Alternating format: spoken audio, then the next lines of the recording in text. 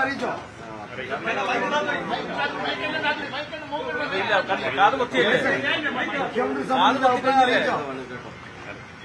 നിങ്ങൾ വായ പൂട്ടിയിട്ടില്ലെങ്കിൽ ഞാനിടുന്ന നിങ്ങൾ കുത്തി ഇളക്കിയിട്ട് ഞാനങ്ങ് പോകും. ഉള്ള കാര്യം പറയാം. വായ്പൂട്ട്, നിങ്ങൾ വായ്പൂട്ട്, നിങ്ങൾ വായ്പൂട്ട്. ഇനി ആരെങ്കിലും ഒരാൾ ചോദിക്കും. അറിയിച്ചു. നേതാക്കന്മാരെ എല്ലാം ഞങ്ങൾ വേണ്ട പോലെ സത്യസന്ധമായി നിങ്ങൾ അറിയിച്ചിട്ടുണ്ട്. MLA-മാരുടെ പിന്തുണ എപ്പോഴും വേണ്ടേ? ഒരു പാർട്ടിയുടെ ഏറ്റവും വലിയ രാഷ്ട്രീയ അസ്തിത്വമല്ലേ MLA-മാര്. അവരെ പിന്തുണയില്ലാണ്ട് പാർട്ടിക്ക് മുമ്പോട്ട് കൊണ്ടുപോകാൻ പറ്റുമോ? അപ്പൊ അവര് നമ്മളെ താങ്ങണം, അവര് നമ്മളെ താങ്ങും. ഭൂരിപക്ഷമായിരിക്കും മുഖ്യമന്ത്രി നിശ്ചയിക്കുക. അത് അവർ കണ്ടെത്തട്ടെ. മുഖ്യമന്ത്രിന്റെ താല്പര്യമല്ലേ അത്. അദ്ദേഹം കണ്ടുപിടിക്കട്ടെ ആരാണ് എനിക്ക് ഭൂരിപക്ഷം.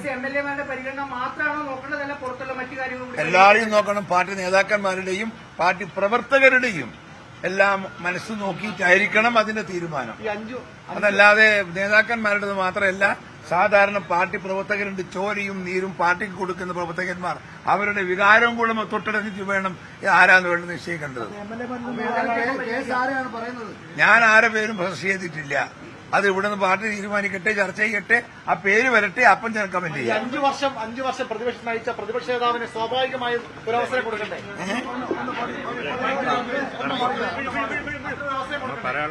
പ്രതിപക്ഷ നേതാവിന് തന്നെ അഭിപ്രായമുണ്ട്. അദ്ദേഹത്തിന്റെ അഭിപ്രായം പറയും. സൈഡ്